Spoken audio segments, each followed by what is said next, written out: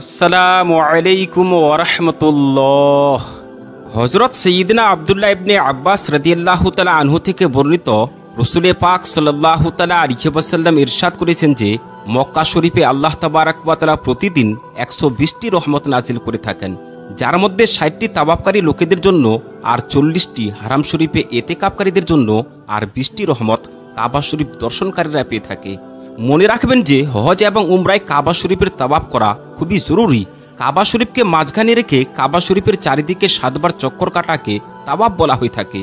তো আজকে আমরা কাবা শরীফের তাওয়াফের সম্বন্ধে কিছু গুরুত্বপূর্ণ কথা জানতে চলেছি, আর আপনাদেরকে তাওয়াফের সম্পূর্ণ পদ্ধতি এই ভিডিওর মাধ্যমে জানিয়ে দেব।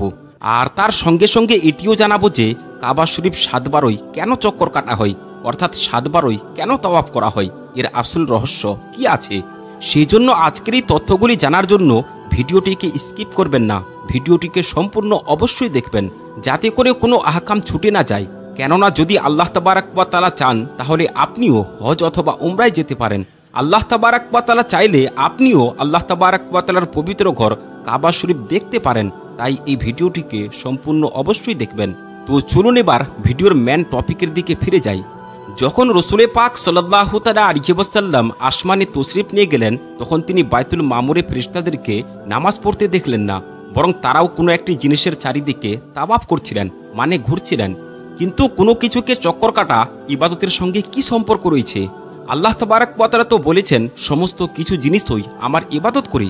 আপনারা কি জানেন যে আল্লাহ তাবারাক ওয়া তাআলা এই কথাটি সূরা হজে কোন মর্মে বলেছেন? হজের জন্য সারা বিশ্বের মুসলমান ইসলামের সবথেকে পবিত্র জায়গা কাবা শরীফে যায় আর বারবার এর চারিদিকে চক্কর লাগায়। কিন্তু এটিকে বারবার চক্কর কাটার কি অর্থ আছে? মানে হাজিরা কাবা শরীফের বারবার চক্কর কেন লাগায়?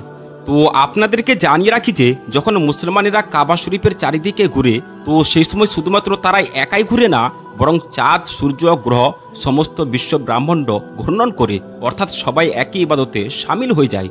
আর এই সমস্ত জিনিসগুলি আমাদের মতো ইবাদত করে না, বরং আমরা মক্কা শরীফে গিয়ে তাদের মতো ইবাদত করি। কিন্তু আয়াতে তো লেখা আছে যে এই সমস্ত জিনিসগুলি আল্লাহ তাবারাক ওয়া তাআলাকে সেজদা করে। তো সেজদার অর্থ শুধুমাত্র আমাদের মতো সেজদাই নয়, বরং আল্লাহ তাবারাক ওয়া তাআলার হুকুমে চলাকেও সেজদা বলা হয়ে থাকে।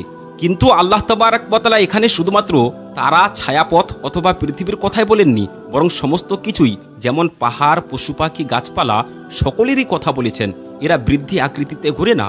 আজ থেকে হাজার হাজার বছর পূর্বে প্রাচীন গ্রীষ্মে এই ধারণাটি আবিষ্কার হয়েছিল যে পৃথিবীর সমস্ত কিছুই একটি ক্ষুদ্র পার্টিকেল অ্যাটম দিয়ে তৈরি হয়েছে, যাকে আবার 200 বছর পর্যন্ত পৃথিবীর সকল মানুষ ভুলে গিয়েছিল।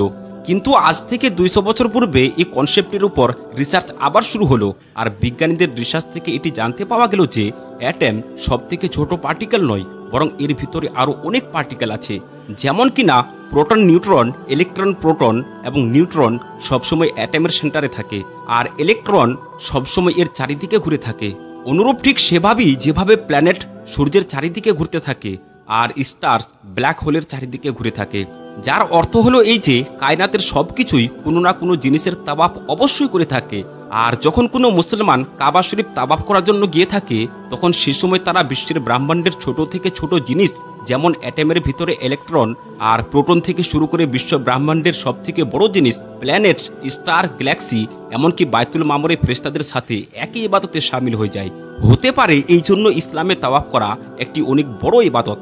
তো যখন সূরা হজে আল্লাহ তাবারাক ওয়া তাআলা ইরশাদ করলেন যে সমস্ত কিছু জিনিসই আমার ইবাদত করে থাকে, তো তারা আমাদের মতো ইবাদত করে না, বরং আমরা মক্কা শরীফে গিয়ে কাবার তাওয়াফ তাদের মতো করে থাকি, আল্লাহ তাবারাক ওয়া তাআলার ইবাদত তাদের মতো ইবাদত করে থাকি। কিন্তু এই সমস্ত জিনিসগুলির তাওয়াফ করার একটি নির্দিষ্ট সময় আছে, আর যখনই সেই সময় সম্পূর্ণ হয়ে যাবে, তো তখন সমস্ত মানুষ জেনে যাবে যে তারা কি নিয়ে এসেছে। মনে রাখবেন যে বাইতুল্লাহ শরীফের 7 বার চক্কর আর 2 রাকাত নামাজ আদায় করার নাম হলো তাওয়াফ। আর প্রত্যেকটি চক্কর হজরে আসওয়াদ ইস্তেলাম থেকে শুরু করে আবার সেখানে ফিরে এসে শেষ হয়ে যায়। হজরে আসওয়াদকে চুম্বন করাকে অথবা তার দিকে 2টি হাত বা ডান হাত দিয়ে ইশারা করার নাম হচ্ছে ইস্তেলাম।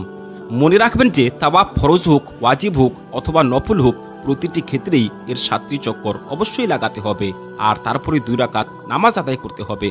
যদি কাবা শরীফের কাছ থেকে তাওয়াফ শুরু করা হয়, তাহলে 7 বার চক্কর লাগাতে প্রায় 30 মিনিট সময় লেগে যায়। কিন্তু দূর থেকে তাওয়াফ করলে 1 থেকে 2 ঘন্টাও সময় লেগে যেতে পারে। আর জিলহিজ মাসের 10 তারিখে তাওয়াফ করতে গেলে কখনো কখনো এর থেকে বেশিও সময় লেগে যায়। আপনাদেরকে জানিয়ে রাখি যে তাওয়াফ বিভিন্ন ধরনের হয়ে থাকে, যেমন তাওয়াফে কুদুম, তাওয়াফ আল উমরা, তাওয়াফ আল ওয়াদা, তাওয়াফ আল ইফদা এবং নফল তাওয়াফ। তাওয়াফে কুদুম অর্থাৎ আসার সময়কার তাওয়াফ, আর এটি সেই মানুষদের জন্য সুন্নত যে মিকাতের বাইরে থেকে এসেছে আর হজ আল ইফরাত অথবা হজ আল কিরানের উদ্দেশ্য রেখে থাকে। তাওয়াফে উমরা অর্থাৎ উমরার তাওয়াফ, তাওয়াফে জিয়ারত অর্থাৎ হজের তাওয়াফ, যেটিকে তাওয়াফে ইফদাও বলা হয়ে থাকে। আর এগুলো হজের জন্য গুরুত্বপূর্ণ, এটি ব্যতীত হজ সম্পূর্ণ হয় না। তাওয়াফে ওয়াদা অর্থাৎ মক্কা থেকে রওনা হওয়ার পূর্বের তাওয়াফ। এবার যদি হজে প্রয়োজনীয় তাওয়াফের সংখ্যার সম্বন্ধে কথা বলি, তো হজ্জে ইফরাতে 2টি তাওয়াফ আছে, তাওয়াফে জিয়ারত এবং তাওয়াফে আফাক অর্থাৎ বাইরের লোকেদের জন্য তাওয়াফে বিদা। আর হজ্জে কিরানে 3 প্রকারের তাওয়াফ রয়েছে, তাওয়াফে উমরা, তাওয়াফে জিয়ারত এবং আফাকি অর্থাৎ মিকাতের বাউন্ডারি থেকে বাইরে থেকে থাকা লোকেদের জন্য তাওয়াফে বিদা। আর হজ্জে তামাত্তো এর তাওয়াফের সংখ্যা 3টি রয়েছে, তাওয়াফে উমরা, তাওয়াফে জিয়ারত এবং আফাকিদের জন্য তাওয়াফে বিদা। মনে রাখবেন যে আফাকি সেই সমস্ত লোকেদেরকে বলা হয় যারা 5টি মিকাতের বাইরে থাকে, অর্থাৎ আহলে হারাম ও আহলে হালদের জন্য সারা দুনিয়ার মানুষ আফাকি হয়ে থাকে। বিদায়ের সময় যদি কোনো মহিলার ঋতুস্রাব হয় তাহলে তার জন্য তাওয়াফে বিদা মাফ হয়ে যায়। এবার যদি কথা বলা হয় নফল তাওয়াফের সম্বন্ধে, তো আপনাদেরকে জানিয়ে রাখি যে নফল তাওয়াফের কোনো সীমা নেই, দিন অথবা রাত যত ইচ্ছা যখন ইচ্ছা তখন করতে পারেন। ওলামায়ে কেরামগণেরা জানিয়েছেন যে মসজিদে হারামের নফল নামাজ পড়া থেকে বেশি উত্তম হলো বেশি বেশি করে নফল তাওয়াফ করা। আর এর সাথে এটিও মনে রাখতে হবে যে প্রত্যেক নফল তাওয়াফের পর 2 রাকাত নামাজ পড়া খুবই জরুরি। ওলামায়ে কেরামগণেরা বলে থাকেন যে 2টি তাওয়াফ এমনভাবে একত্রিত করা মাকরুহ রয়েছে যে তাওয়াফের মাঝখানে 2 রাকাত নফল পড়া যায় না, মানে প্রথম তাওয়াফ সম্পূর্ণ করার পর 2 রাকাত নফল নামাজ পড়া খুবই জরুরি। সুতরাং সর্বপ্রথম একটি তাওয়াফ সম্পূর্ণ করে 2 রাকাত নামাজ আদায় করে নেবেন, তারপর আবার দ্বিতীয় তাওয়াফ শুরু করবেন। কিন্তু সেই সময় যদি নামাজ পড়া মাকরুহ হয়, মানে মাকরুহ সময় শুরু হয়ে যায়, তো 2টি তাওয়াফ একত্রিত করা জায়েজ আছে। তো চলুন এবার আপনাদেরকে তাওয়াফের পদ্ধতি বলে দিই, তারপর আপনাদেরকে তাওয়াফের সঙ্গে সম্পর্কিত কিছু মাসলাও বলে দেব। তো সর্বপ্রথম মসজিদে হারামে প্রবেশ হয়ে কাবা শরীফের সেই স্থানের সামনে যাবেন যেখানে হজরে আসওয়াদ রাখা আছে, সেখানে গিয়ে তাওয়াফের নিয়ত করবেন। যদি তাওয়াফের পর উমরা সাই করতে চান তাহলে পুরুষেরা ইহরামের চাদরটিকে ডান বগলের নিচ থেকে বের করে বাম কাঁধে রেখে দেবেন, তারপর বিসমিল্লাহি আল্লাহু আকবার বলে হজরে আসওয়াদকে চুম্বন করবেন, বা নিজের স্থানে দাঁড়িয়ে উভয় হাতের তালু হজরে আসওয়াদের দিকে করে হাতকে চুম্বন করবেন, আর তারপর কাবাকে বাম দিকে রেখে তাওয়াফ শুরু করে দেবেন।